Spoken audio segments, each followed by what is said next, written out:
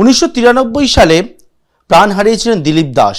আমরা দিলীপ দাসের বাড়িতে রয়েছি, ছবি লাগানো রয়েছে বাড়িতে। প্রত্যেক বছর 21শে জুলাইয়ের দিন পরিবারকে ডাকা হতো। মমতা বন্দ্যোপাধ্যায় যে 21শে জুলাইয়ের যে মঞ্চ, সেই মঞ্চে যেতেন। এটা কমিশন যেটা গঠন করা হয়েছিল, সেই কমিশনের রিপোর্ট প্রকাশ্যে আসেনি। চাইলে পরিবার নতুন করে অভিযোগ করতে পারে। হ্যাঁ, আমরা তো চাইছি এটা প্রমাণ হোক যে কি হয়েছে না হয়েছে। আমরা কি করে জানবো? এটা আমাদের যা দিয়েছিল ওই 2 লক্ষ টাকা আমরা তাই নিয়েছি। আমরা তো কিছু বলতে পারিনি। আর আমরা কি জানি কিছু যে বলবো?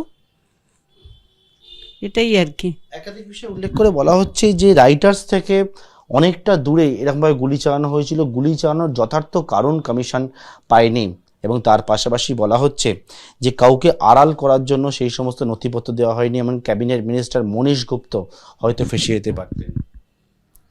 কিন্তু তখন মনীশ গুপ্ত তো ছিলই। আমরা তো জানি ছিল যে এগুলো তো সবই ছিল। এখন ওনারা যদি না করে তা সেটা তো আমার কাছে না। দিদি যদি ওটাকে আড়াল করে যায়, সেটা আমরা কি করতে পারি? আমাদের তো কিছু করার ছিল না তখন, আমরা কিছু জানিই না তখন। হ্যাঁ, মঞ্চে প্রথম দিকে তো যেতাম, কিন্তু মেয়েও যেত না, ওর শরীর ভালো নাই না।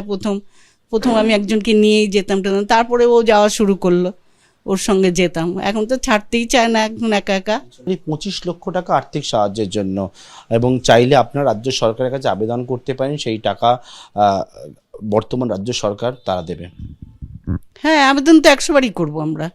আমরা চাইবো না যাতে আমাদের টাকাটা আমরা পাই। কেন এরকম করবে?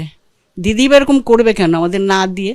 আমাদের তো পুরো ফাঁকি দিয়েছে, আর এদিকে সব লুটপাট করে খাচ্ছে। ওনার কি বলবো আর? বারই করবো না কেন? এরকম একটা দিন গেছে আমাদের, 2 বাচ্চাকে নিয়ে কি অবস্থা। তখন কিছু করার ছিল না তখন। বর্তমানে রাজ্য সরকার যে কথা বলেছে যে তারা চাইলে পরিবার এফআইআর করতে পারে, সেই সুযোগ রাজ্য সরকার দেবে, রাজ্য সরকার তদন্ত করবে। পরিবার জানাচ্ছে এই যে সিদ্ধান্ত, তারা সেই সিদ্ধান্তের পর পরিবার জানাচ্ছে তারা অভিযোগ করে যারা প্রকৃত দোষী তাই শাস্তির দাবি করছেন।